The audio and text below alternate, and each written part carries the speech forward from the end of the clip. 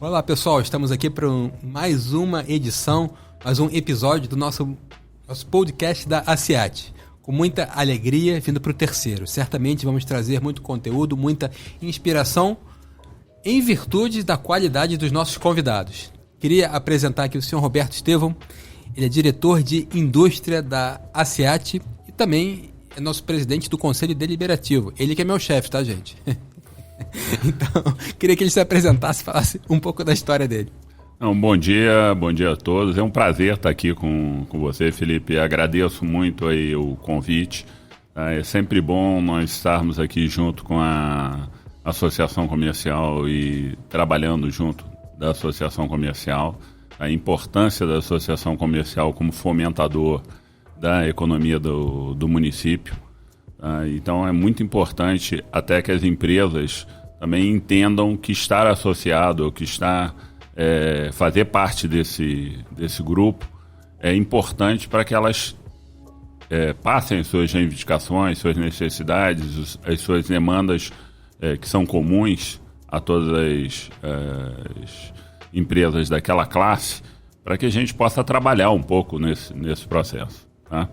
Vou falar um pouquinho de vocês, com vocês. Eu sou aqui de Teresópolis, quer dizer, minha família é daqui, e eu virei empresário meio que pelas movimentações do mercado, né? Eu sou de uma geração que é a geração da ruptura entre um país completamente fechado, que era o que nós tínhamos antes da abertura de mercado internacional, que acaba acontecendo muito no período do Collor, que ele abre o mercado para fora, e antes disso nós tínhamos restrições, barreiras de importação e todo esse processo, para um mercado aberto e para um país que começa a trabalhar de forma internacional. Então, eu sou exatamente dessa geração, tá, que se formou e que foi formada, focada no mercado onde basicamente nós éramos treinados para atender grandes empresas, e nós passamos a trabalhar numa dinâmica completamente diferente. É um processo bastante disruptivo aí esse momento da abertura do mercado, tá? E nesse processo de abertura do mercado, um dos processos que começam a acontecer são os processos das terceirizações, tá? E esse processo da terceirização, na época que a gente começa, que eu vinha trabalhando, ele é muito forte, principalmente no mercado de engenharia, que é o meu mercado, tá? Então, eu sou engenheiro mecânico, formado pela UFRJ, trabalhava em empresas de projeto, e começam os processos de terceirização no Brasil. O país para e as empresas ficam numa situação um pouco mais complicado e começam a terceirizar os profissionais de demanda, tá? Isso é um processo de ruptura que deixa a gente bastante inseguro, principalmente no início do processo, mas acabou me abrindo a oportunidade de abrir a minha empresa, tá? Então a PHD ela foi aberta para atender essa demanda da terceirização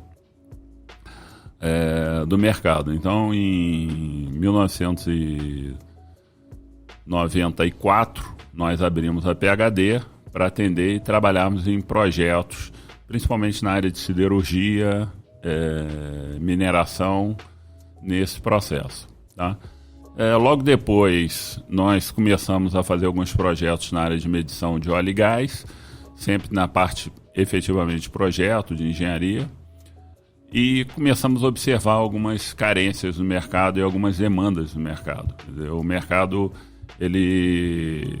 nós fazíamos o projeto, entregávamos para uma montadora, a montadora montava, uma outra empresa fornecia equipamento, esses equipamentos tinham montados, e na hora de fazer funcionar isso, acabava dando bastante dor de cabeça para o cliente final. Então, algumas das companhias, principalmente das companhias de distribuição de petróleo, sentaram conosco e falaram: olha, eu não quero mais comprar as coisas separadas, tá? Um projeto e comprar separado, porque na hora que não funciona, cada um diz que forneceu aquilo que nós especificamos, mas a gente não está com muita dificuldade de integrar. Então, para aqueles que são mais leigos nesse processo, É mais ou menos como se você antes comprasse o motor do seu carro, os pneus do seu carro, as rodas do seu carro, todas elas de fornecedores diferentes, o chassi, as portas, e na hora de você montar, fala, pô, mas essa minha roda não cabe nesse chassi que eu comprei, o motor não está casando com a transmissão, eu tenho que fazer uma série de processos. Então, o que a gente faz é o seguinte, eu quero um produto que é o automóvel. Da mesma forma, a gente começou a propor aos nossos clientes fornecer o produto completo. Tá? São estações de medição, sistemas de medição, controle de carregamento de autotanques dentro desse processo. E isso fez com que nós começássemos a desenvolver alguns produtos interessantes. Tá? Obviamente que toda empresa pequenininha, principalmente no mercado gigante, ela tem as dificuldades, são dificuldades de caixa, dificuldade de financiamento, dificuldade de entrada e saída, dificuldade de importação de produtos dentro desse processo. Nós vamos trabalhando essas dificuldades de forma a conseguir fazer com que os processos se desenrolem de forma da mais objetiva possível. Tá? E aí, um dos questionamentos constantes é por que ter uma empresa que atende principalmente mercados de distribuição na área de óleo e gás em Teresópolis, tá? Porque eu sou de Teresópolis, sou nascido, criado aqui, a gente adora a cidade, a qualidade de vida de Teresópolis, principalmente na época que nós montamos a empresa aqui, era muito boa. Eu entendia que para criar os meus filhos, que estavam nascendo naquele momento da empresa, já tinha o mais velho e o segundo, o terceiro ainda não tinha nascido. Aqui nós íamos criar com mais conforto, e aí nós optamos por montar aqui, apesar de algumas dificuldades logísticas. Nós entendemos que a gente conseguiria vencer e trabalhar e ganhar um pouco dessas dificuldades. Então hoje a empresa tem 30 anos, tá? Nós somos referência técnica dentro do mercado. Tá? Os nossos concorrentes são literalmente 1000 vezes, em termos financeiros, maiores do que a gente. Tá? Então, esse é sempre um desafio, porque dentro do mercado industrial, principalmente, ter capital é muito importante. Tá? Mas estamos sobrevivendo aí, fazendo os projetos, tendo sucesso nesses 30 anos. Então eu queria fazer aqui, não uma pergunta, mas um destaque para o nosso público aí, reconhecerem e valorizarem essa história, porque realmente é algo interessantíssimo e impressionante. E eu lamento que muita gente não saiba disso, que aqui em Teresópolis tem uma empresa que faz projetos para óleo e gás grandes. Então, gente, valorizem e divulguem isso, porque isso é um orgulho para a nossa cidade. E falando lá em cidade, eu queria que você falasse também um pouco para nós da sua identificação mental com Teresópolis, que é inevitável a gente não ver que tem ruas importantes com o nome da sua família, né? Como é que se deu isso e como é isso para vocês? Como isso pesa no coração, ter uma identificação com a cidade a esse ponto? Não, isso dá muito orgulho, né? Quer dizer, você ter o meu avô, quando ele veio para Teresópolis, ele foi tabelião em Teresópolis, e isso no século retrasado, no final do século retrasado, tá? Ele vem para Teresópolis, ele se estabelece aqui como tabelião, cartório, tem uma vida também política, como vereador, como presidente de Câmara, dentro desse processo na época, e fazendo movimentos importantes até junto de entidades como Rotary, como Associação Comercial, como outros pontos, que acabam trazendo algumas coisas muito interessantes para a cidade. Uma desses movimentos que foi feito por essas entidades, das quais ele fazia parte, principalmente na época, foi a construção da própria rodovia, tá, que liga o Rio a Teresópolis. Na época, o processo de vinda, principalmente a subida da serra, era feita através de trem. Tá? Inclusive, como atração turística, seria algo bastante interessante. Era um trem de cremalheira subindo uma rampa bastante íngreme dentro desse processo, mas como meio de transporte regular, eu diria para vocês, quem usava sofria bastante. Não era um meio de transporte eficiente, confortável, tá? Bastante difícil. Por isso que muitas das pessoas, quando a estrada veio e acabou-se o trem, na minha opinião, a gente poderia ter dado um uso mais turístico para esse aparelho, mas enfim, acabou-se, ninguém reclamou muito, porque como o transporte regular é muito duro, tá? Então, esse foi um ponto.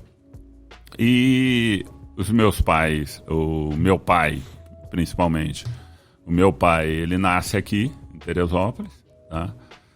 Ele estuda no Rio, faz medicina, e na hora de escolher para onde vai, conseguiram convencê-lo de voltar para Teresópolis, tá? Então, meu pai foi ortopedista aqui, trabalhou a vida dele toda aqui, foi chefe do INSS aqui, na época onde nós tínhamos basicamente, quando foi feita a implantação do SUS, ele foi um grande defensor, porque na época, antes do SUS, as pessoas que não tinham, nós tínhamos o INSS para aqueles que tinham carteira assinada, tá? E as pessoas que não tinham carteira assinada, que eram informais, na época, ou entravam no sistema de saúde de forma particular, porque nós não tínhamos nem plano de saúde, tinham que bancar o seu próprio processo, ou essas pessoas entravam como indigentes, e aí nós tínhamos o processo de Santa Casas e outros processos. Então,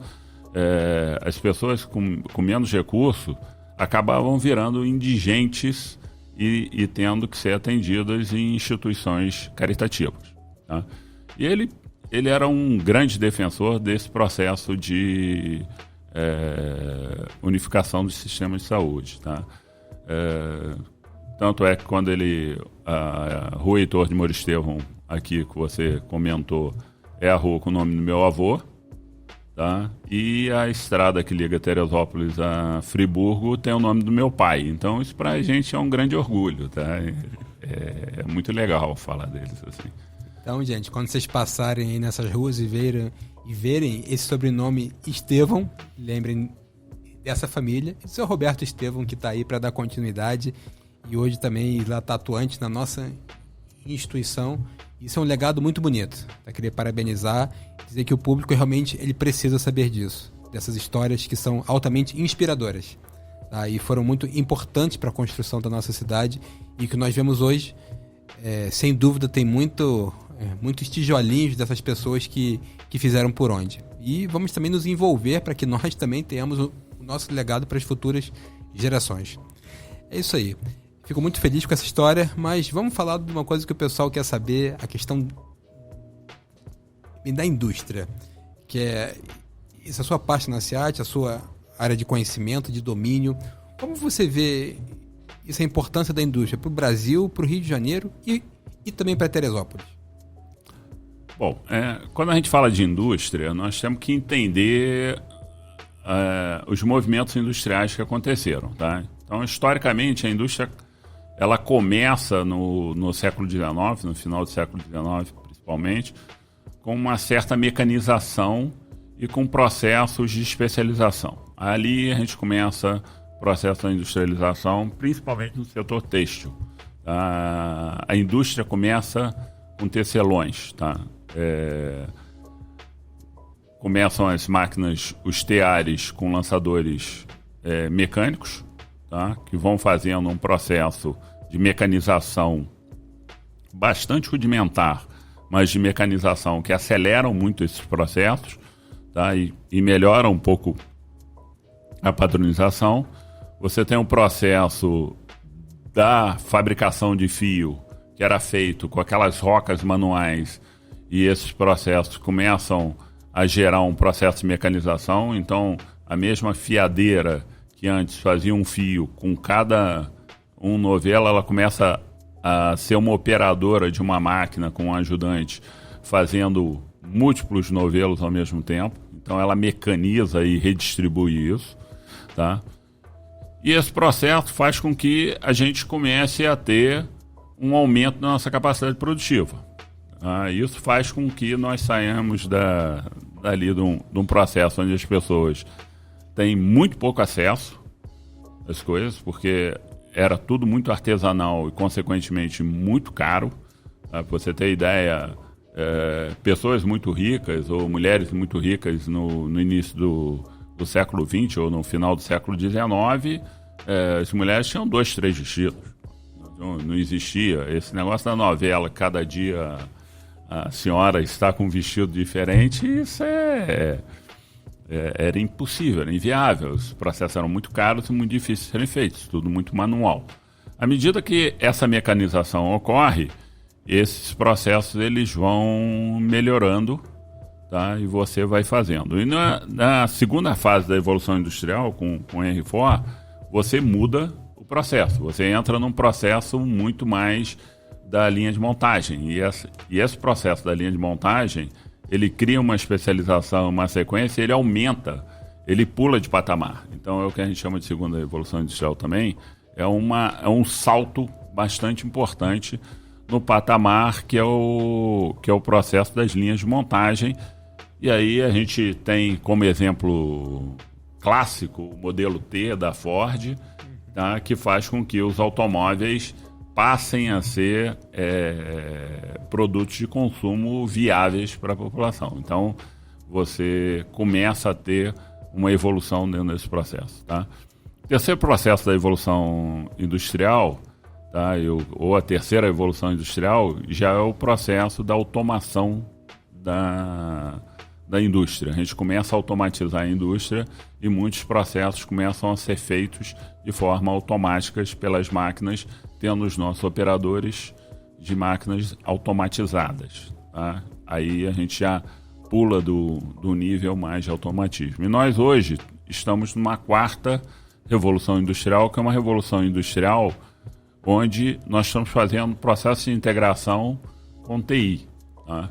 Então a gente está integrando múltiplos processos dentro desse sistema e hoje é possível eu fazer um pedido de um carro aqui no meu computador, tá? Esse pedido ir diretamente para a fábrica e as máquinas já entenderem e o meu sistema já entender e jogar isso dentro do chão de fábrica.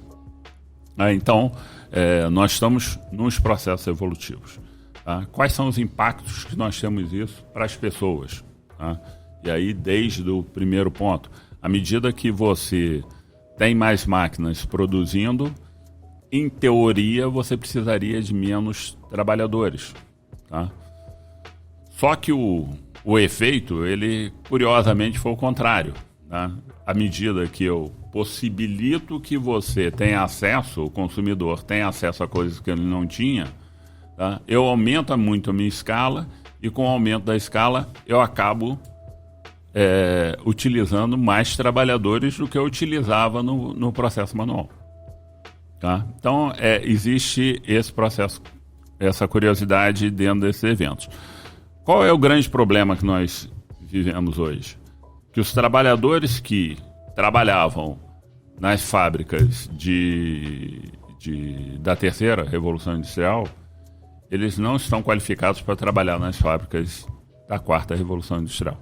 Então nós vamos ter que entender que nós temos que trabalhar no nível de educação, e aí desde o nível básico, tá, para que esses trabalhadores consigam ser treinados e sejam treináveis para atender as demandas da quarta revolução industrial. Em termos assim de questões econômicas, o que isso representa se nós tivermos uma produção industrial pujante, se nós melhorarmos a nossa indústria, se nós criarmos esses mecanismos de qualificação, redução de gargalos? Você acredita que isso pode ser um grande impulsionador da economia como um todo? É fundamental a gente entender esse processo e entender alguns elementos, tá? Então vamos falar em escalas municipais, estaduais, federais, tá? Que são escalas que vão crescendo. mas a primeira coisa que a gente precisa entender é que nós temos alguns elementos que geram riqueza, tá? Constroem riqueza, tá? São os processos extrativistas, tá? Ou o agronegócio, por exemplo, são geradores de riqueza e que a gente consegue produzir, tirar um bem potencial, no caso, por exemplo, de minerais ou do petróleo, que é um potencial, ele só vira riqueza quando ele sai e efetivamente você conseguiu produzir aquele equipamento, aquele material, e ele vai para frente. Qual é o problema do setor primário, aí que a gente está falando? Os valores agregados e o volume de agregação de valor naquele produto, muitas vezes ele não é alto. Tá? Em geral, eu estou com um produto de valor agregado, que é o produto primário, que ainda vai ser beneficiado. Quando eu entro no setor secundário, que é o setor comercial, o que eu faço? Eu não gero riqueza, eu troco riqueza. Então eu compro coisas e vendo coisas. Nesse meio, tá, eu utilizo mão de obra, eu utilizo as pessoas, é um meio importantíssimo dentro do processo, mas ele não é um grande gerador de riqueza, ele é um meio de troca de riqueza. E o terceiro, que é o setor terciário, que é o setor industrial, é quem agrega valor a esse conjunto do primário. Então, por exemplo, eu posso produzir, a Vale do Rio Doce, ela produz minério, tá? Ela extrai minério, aí ela pode vender esse minério simplesmente como minério extraído, de forma bruta, ou ela pode vender esse minério em forma de pellets, que tem uma produtividade no alto forno, em elementos no alto forno, muito maior. Tá?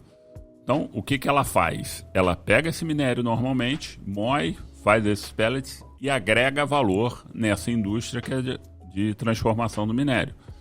Tá?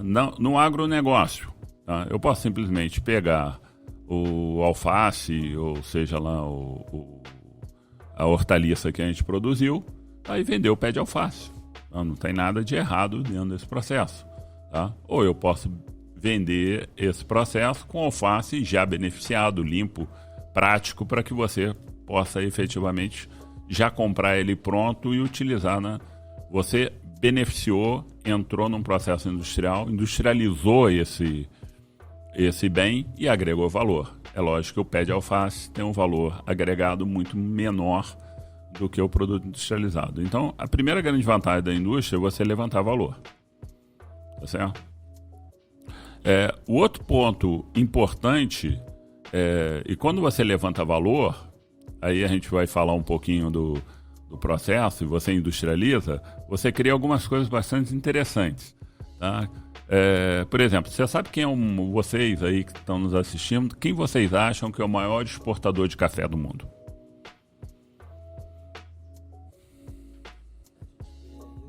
Os relatórios que é o Brasil, mas muitas vezes é processado. Então vamos lá. O maior exportador de café do mundo é a Alemanha. Tá? Apesar de não produzir café. Tá? Só que a Alemanha, ela começa a produzir, industrializar, e ela cria um sistema logístico muito bom. Tá? E ela compra o café in natura, o café em grãos, ou mesmo o café torrado, e ela reprocessa esse café. E aí a gente tem esse monte de cafés em cápsulas aí, que são vendidos, tá? E que nós consumimos também, tá? Muitos desses cafés produzidos em fábricas, ou que eram produzidos em fábricas na Alemanha. Então, a logística é muito importante, a capacidade logística desse processo. Quando eu industrializo, eu gero um valor agregado muito maior. Então, o valor agregado de uma cápsula, de um café em cápsula, é infinitamente maior do que um café em grãos e muito maior ainda que o café moído, embalado a vácuo que a gente recebe. Tá? E nós consumimos esse produto já industrializado. Então, a industrialização, ela cresce o valor agregado do produto. Tá certo? Então, dentro desse processo, esse é um dos elementos que são importantes a gente entender como é que funcionam os processos e a importância da indústria. Dentro da estrutura, numa escala menor, dentro de uma estrutura do município. Então, quando a gente tem uma estrutura industrial, uma estrutura de grande produção, de geração de riqueza, a gente consegue agregar e receber essa riqueza e criar a infraestrutura para que todos utilizem dessa riqueza de uma forma melhor. Tá? Se você simplesmente tem uma estrutura que trabalhe pouco com produção de riqueza, ela é uma estrutura mais comercial, simplesmente de troca de riqueza, você começa a exportar o seu recurso, a comprar importados, vamos chamar assim, de outros municípios ou de outros estados, a trazer esses produtos, e você está trabalhando e comprando de fora. Então você está exportando recurso, você não está gerando recurso. Isso faz com que os municípios que tenham menos processo de produção tenham mais dificuldade de se manter ou de enriquecer. Tá? Então são pontos importantes que a gente tem que levar em consideração. Então, nesse processo, isso é importante, a gente desenvolver a indústria. A gente falou em termos de nação, de estado. E o que faltaria para o nosso município ter algum tipo de industrialização que fosse relevante e que também trouxesse benefícios sem agredir ao meio ambiente? Vamos lá. A primeira coisa que a gente tem que levar em consideração quando a gente quer atrair um investimento, tá, é que tipo de condições mínimas que eu preciso ter para que esse investimento seja realizado aqui. Tá? Então, eu tenho que iniciar mudando um pouquinho o meu conceito. Eu não posso ficar pensando naquela indústria, a primeira revolução industrial, tá, se eu já estou na quarta revolução. Tá? Então, eu tenho que trazer indústrias de valor agregado para dentro da cidade. Outro ponto importante, eu criar condições básicas, mínimas, que possam fazer com que essas indústrias venham. Tá? Então, quais são os primeiros processos de condições que eu tenho que ter? Primeiro, eu tenho que ter local de instalação bem definido para essas indústrias. Tá? Então, aqui no nosso município, hoje, nós não temos uma estrutura definida, ou conceitos, ou estruturas, sejam elas de parcerias público-privadas, sejam elas públicas somente, que diga o seguinte: olha, você vai trazer a sua indústria, você pode instalar essa indústria nesse local. Tá? Isso claramente ser estruturado para dizer que tipo de indústria que eu posso trazer para cá e como eu vou instalar esse local. Tá? A agressão da indústria ao meio ambiente, ela está muito ligada ao que a gente tinha no passado, entre a primeira e a segunda, principalmente nas primeiras fases do processo de industrialização. Tá? Hoje, nós temos sistemas de controle onde você pode controlar o nível de saída de rejeitos, sejam eles rejeitos sonoros, sejam eles rejeitos de gases, rejeitos líquidos, rejeitos sólidos. Você tem como fazer um processo de controle desses rejeitos. E uma forma de você reduzir o custo e até de aumentar o controle desse rejeito é um processo que a gente vê acontecendo em praticamente todos os grandes centros do mundo. Você cria áreas que são condomínios industriais. Então, esses condomínios industriais, além de cada indústria ser responsável por esse rejeito, você pode criar um cinturão de controle desses rejeitos para que caso essa indústria faça qualquer tipo de derrame, por exemplo, de um produto químico, ele seja barrado numa segunda etapa, num segundo ponto de rejeito. Tá? Isso faz com que o processo, além de mais seguro, ele seja mais controlado. Tá? Nós temos uma indústria, tá, que ela não é enxergada. Temos muitas indústrias que elas são indústrias invisíveis, tá? Mas que elas são muito importantes dentro do processo. Então, por exemplo, nós temos indústrias de transformação e reutilização de rejeitos. Então, por exemplo, indústrias de lixo. Tá? Nós temos um problema crônico, tá, no Brasil inteiro, aqui em Teresópolis não é exceção, tá, dos problemas dos lixões ou dos problemas dos aterros sanitários dentro desse processo. E nós temos tecnologias, tá, de indústrias onde você faz a tratativa e o tratamento de rejeito. A gente confunde um pouco, é muito comum a nós, a quem está nos assistindo aí, você que está nos assistindo, você já deve ter ouvido, e você com certeza, Felipe, aquela ideia do seguinte: cara, lixo não é lixo, tá?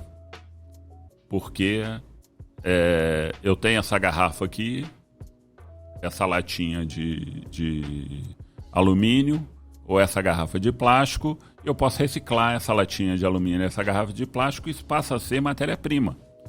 Isso não é lixo, tá? Isso é uma verdade, é uma mentira, tá? Então, é uma verdade quando essa garrafa ela é destinada diretamente no processo. Eu acabei de tomar lá a minha água, amassei lá minha garrafinha e coloquei ela no resíduo para destinação de plástico. Então, eu separei esse processo. Eu peguei a minha latinha e botei no de metais. Ele está separado.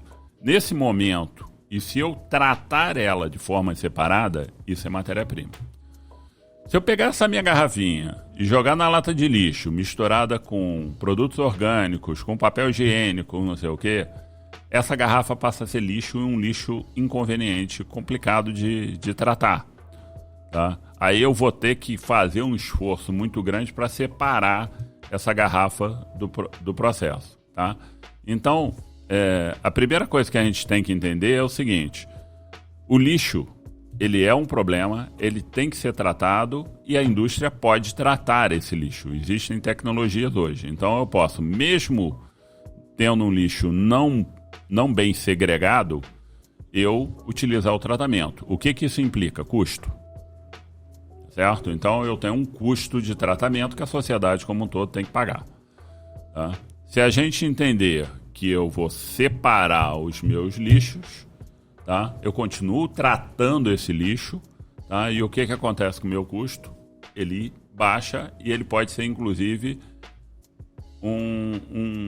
se transformar em renda no lugar de custo. Tá?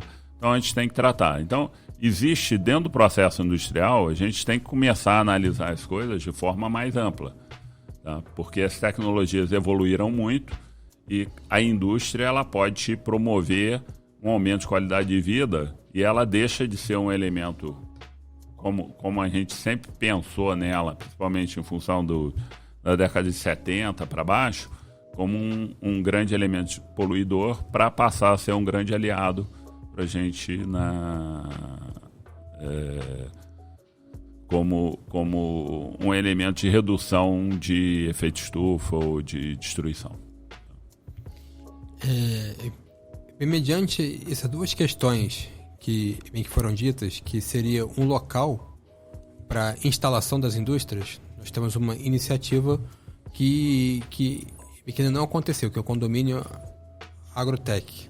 E também nós temos o problema aí do lixo, né? Houve até um evento significativo no ano passado. Você acredita que, enquanto instituição, nós podemos colocar numa elevação de prioridade nesses dois assuntos, que o nosso condomínio saia de fato e que temos uma usina de processamento de lixo? Você acha que é viável isso também? As duas coisas são viáveis. Tá? Com relação ao condomínio Agrotech, tá? Ele é um condomínio. Todo condomínio ele tem uma função para aquele, vamos dizer, para aquele perfil de indústria. E eu acho que talvez ele seja interessante. O segundo elemento que é fundamental, além do local de destinação da indústria, é a infraestrutura para a gente poder instalar a indústria. Tá? Então eu preciso de estrada, eu preciso de energia, eu preciso de comunicação.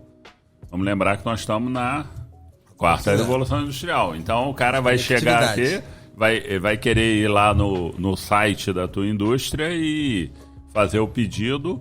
Tá, e esse pedido já chegar no teu sistema. Para ele chegar no teu sistema e você se comunicar desse sistema com o servidor, e você puxar isso desse servidor e colocar, eu preciso ter banda e ter sistema de comunicação. Então, um cuidado que a gente tem e que muitas vezes a gente discute e os candidatos a prefeito ou a governadores e os políticos que vão tratar disso, gerir esse processo, tem que estar em mente para eu não colocar uma ideia de botar um polo industrial num local onde seja muito complicado eu gerar infraestrutura, tá? Eu chegar com essa infraestrutura, tá? E a outra coisa é o seguinte, um condomínio industrial agrícola, ele faz sentido estar o mais próximo possível dos centros de produção agrícola, tá? Um condomínio industrial de tecnologia, ele tem que estar o mais próximo possível dos pontos onde eu tenha hubs muito bons de comunicação, tem energia, tem as saídas de estrada fáceis, quer dizer, o outro também eu preciso de estrada e de energia, mas esse é fundamental, o hub, é fundamental a energia de qualidade e é fundamental estar próximo das áreas onde eu possa atrair mentes, cabeças. Tá? Então, colocar, por exemplo, vou fazer um condomínio industrial lá na divisa de Teresópolis com Além Paraíba. Mas eu tenho estrada, eu tenho a Rio Bahia, eu posso puxar energia de lá e vou posicionar. Agora, se eu não tenho internet e se eu tenho um custo muito grande em deslocar as pessoas que aqui estão para trabalharem lá, isso limita o tamanho da empresa. Tá? Uma coisa é eu ter uma empresa que vai ter, 300, 400 funcionários, que pode botar ônibus e fluxo desses funcionários com horários muito bem definidos. Outra coisa é ter pequenas empresas, pequenos núcleos de tecnologia que tem 15, 20 funcionários. É inviável eu ficar tratando dentro desses processos. Então, são conceitos que você precisa analisar de forma diferente para que você não crie um conceito único achando que toda a indústria tem exatamente o mesmo perfil. Tá? Eu creio que isso pode ser tema de próximas reuniões para nós levarmos essas pautas para o poder público e esse assunto também está nos debates saudáveis para o nosso próximo pleito. Nosso intuito aqui não é falar de política, mas nós somos uma instituição que dialoga também com a política, então acredito que é um processo importante. Eu acho que a nossa obrigação é falarmos de política pública.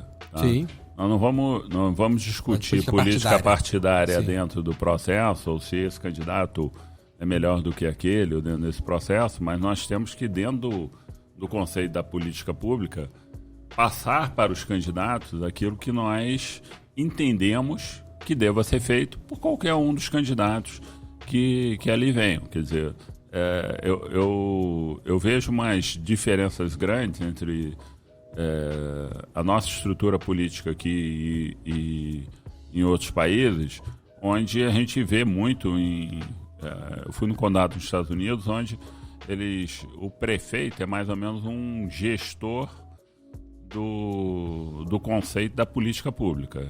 Tá? E ele tem um administrador público que ele é contratado para fazer esse processo. É diferente, bem diferente do que tem aqui. Então, a Câmara de Vereadores ela é um representante da população para montar essa política pública, para dizer o que o condado ou o município querem ali dentro desse processo, e o prefeito foi eleito para eles conduzir esse processo, fazer com que os projetos ou a cidade entre com o administrador, que é quem vai tocar o dia a dia, tá certo? Para que isso aconteça. Então ele é muito mais um presidente do conselho deliberativo da empresa do que o CEO da empresa ali que vai fazer a operação. Tá? Aqui a gente tem um processo que mistura um pouco, quer dizer, o prefeito ele é eleito como um CEO do município, tá? Mas ele é muito mais um elemento político, ele acaba sendo eleito como político e não como um elemento técnico. Isso às vezes dificulta um pouco o entendimento do que cada um tem que fazer. Tá? Então a gente sente um pouco dessas dificuldades. Sim, mas todos nós podemos fazer a nossa parte para tentar melhorar esse processo como um todo. Já estamos chegando perto do nosso tempo aqui. Foi uma conversa muito rica. Tivemos uma história magnífica, um legado interessantíssimo e um debate muito positivo sobre a indústria. Eu queria deixar aí aberto para a gente deixar uma mensagem de inspiração que você possa deixar para o nosso público aí, falar o que você quiser, mas que vai inspirar o nosso pessoal. A gente sempre está terminando assim. Olha, a primeira coisa que eu gostaria de passar para vocês, aqui para o nosso público e para vocês que estão assistindo, é que nós vivemos num lugar muito especial, tá?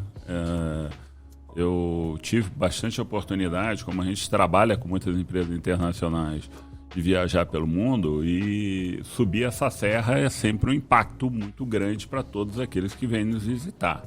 Tá? Então, Teresópolis é uma cidade com entorno, com uma pujança, com um potencial de beleza muito grande. Tá? Então, eu entendo que a gente vive num lugar muito especial. O segundo ponto é: acreditem na cidade, mas acreditem de verdade. Tá? Juntando-se em instituições para que a gente possa ter discussões de políticas públicas saudáveis e levar depois dessas discussões para o poder público para que ele entenda o que ele precisa fazer, porque é um outro problema. Eu entendo que os políticos precisam receber esse input da população e entenderem um pouquinho de como funciona cada um desses processos, o que vai dar certo, o que não vai dar certo, para facilitar também para que os futuros prefeitos ou governadores, eles entendam o que a sociedade precisa, o que ela está pedindo. O terceiro ponto é que a gente invista em um dos elementos fundamentais e das maiores carências que a gente tem no Brasil, tá? Que é na educação. E aí, quando eu falo em educação, gente, é trabalhar desde a base de forma muito, muito pesada. Investir realmente o que for preciso para que nós tenhamos um retorno dessas pessoas. Nós não podemos continuar no status que nós estamos, onde apenas 3% dos nossos alunos saem da educação básica e pública realmente com o nível de matemática que eles deveriam ter. Eu estou colocando 97% fora desse setor, fora da capacidade de trabalharem nessa indústria 4.0 aí que a gente vai ter. Tá? Então, pedindo aos governantes, ao futuro prefeito, que tenham um olhar muito atento para esse tipo de coisa. Tá? Infelizmente, estamos chegando aqui ao fim, mas felizmente, com muito conteúdo, queria agradecer ao seu Roberto Estevão. Muito obrigado, muita gratidão pela sua presença aqui, dedicar um pouco do seu tempo aí para a gente fazer uma conversa tão construtiva assim. Muito obrigado mesmo. Eu gostaria de agradecer a oportunidade de estar aqui com vocês. Tá? Parabenizar mais uma vez, Felipe, você por todas essas atividades que você vem promovendo e agradecer por isso. Tá? Nós tivemos uma série de atividades aí que fazem uma diferença enorme de nível internacional, realmente de um nível muito elevado, que faz uma diferença muito grande para aqui, para o setor produtivo da cidade. Tá? Essas iniciativas grandes que você vem promovendo junto à Associação Comercial, Industrial e Agrícola de Teresópolis, que é muito importante para a gente. Tá? E um convite para todos aqueles que estão nos assistindo, todos os empresários, que se associem, que se juntem, que venham sentar junto da Associação Comercial para fazer proposições, para levar discussões, para ver o que a cidade está precisando, o que nós podemos fazer para melhorar cada um dos setores, seja o setor do comércio, da agricultura ou da indústria dentro desse sistema, ou até mesmo o setor de serviço, que a gente tem um grande potencial para trabalhar. Pessoal, venham se associar, venham participar conosco e lembra dessas 3 dicas de ouro que ele deixou. Reconheça a singularidade e o caráter especial da nossa cidade. Valorize. Não fale mal, não seja um detrator da nossa cidade, mas reconheça que ela realmente é especial. Faça a sua parte enquanto cidadão, se envolva em política pública saudável, de uma maneira saudável, e faça a sua parte também educação, exigindo do poder público, sim, que invista, mas também faça o seu investimento pessoal, na sua família, em você. O que você puder fazer na sua realidade, faça também. Então, são essas dicas de ouro deixadas para o seu Roberto Estevão. Estamos finalizando. Agradeço a participação de todos vocês, seja nos links, nos comentários, seja nas ideias que a gente recebe, tá? E queria lembrar dos 3 Cs. Vocês já sabem, né? Curte, comenta e compartilha. Vamos em frente. Muito obrigado.